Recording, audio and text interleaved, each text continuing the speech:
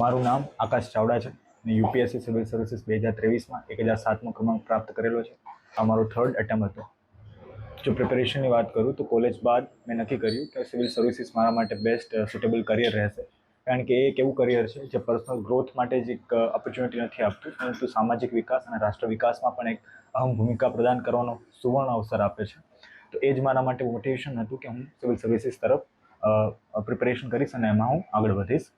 જો વાત કરીએ પ્રિપેરેશનની, તો એમાં એટલી અપ્સ એન્ડ ડાઉન્સ આવી છે કે સફળતા કરતાં નિષ્ફળતાઓ વધારે મળી છે.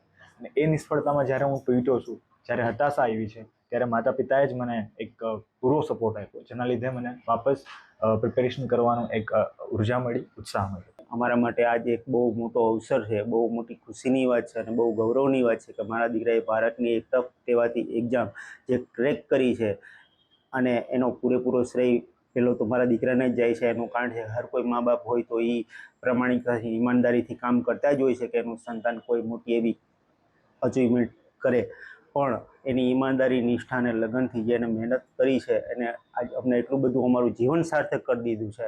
અને એની અંદર એ ક્યારેય હું ભૂલી ન શકું કે